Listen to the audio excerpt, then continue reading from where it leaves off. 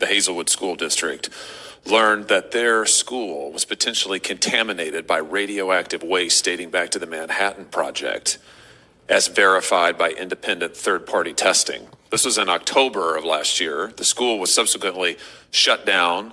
The kids were sent home. For months, they weren't in school at all. It was distance learning, which, as one parent said at a school board meeting, is not learning at all. Then they were bused to other school districts, which is currently happening now. The school is still closed. The kids have been given no permanent reassignments. They're being bused to all of these different districts. There's been no cleanup of the site whatsoever. The parents and the school board have repeatedly asked for testing by the United States government and cleanup. They have written to the Department of Energy. They have written to the Army Corps of Engineers. I have written to these agencies. I've written to the president multiple times asking for a government response to this government contamination.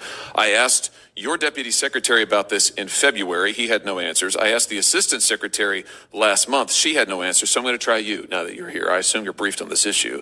Let's just start with this. On January 23rd, the school board wrote to your department and requested a site eligibility evaluation of all school district properties. Have you responded to them?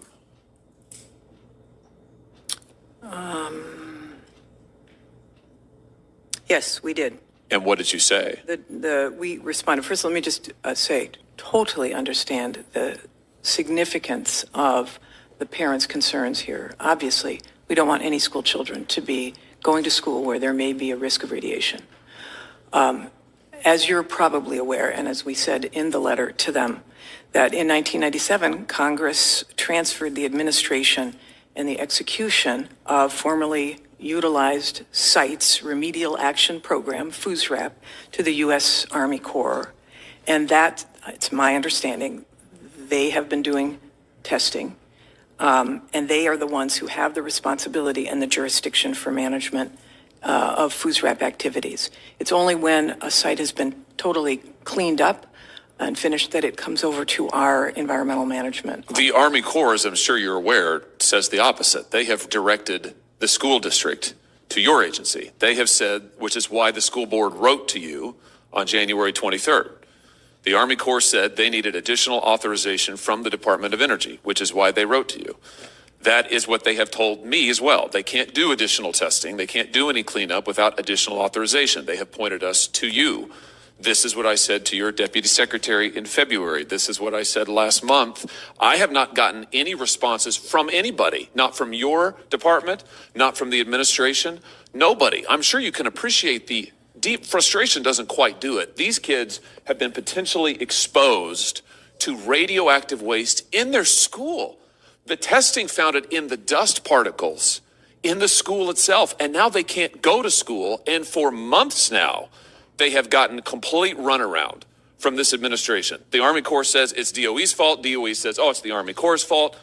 Nobody will do anything.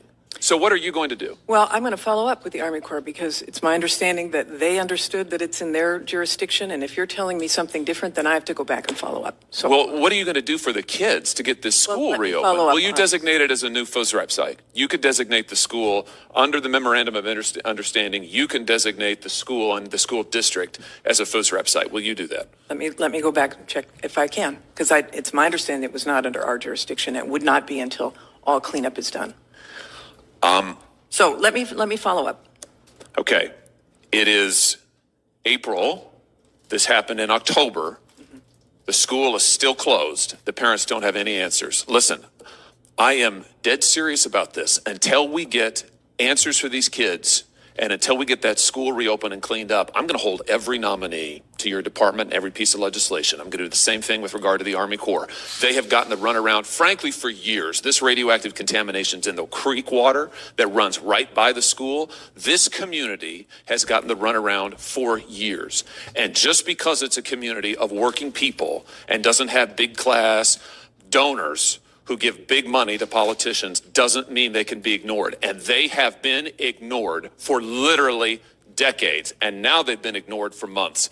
And I'm not going to stand for it. So I'll stand in the way of anything and everything I have to until we get solutions and results. So you come back to me as soon as you can. But until we get some results here, I'm going to stand in the way until these kids get answers. I've introduced legislation that would direct the Army Corps to clean up the school, that would direct testing of the entire school district, and create in the Department of Energy a fund to clean up schools that are contaminated by Manhattan era project contamination. Would you support that legislation? I would. Oh, good. I'm going to try to pass it next week, so I appreciate that.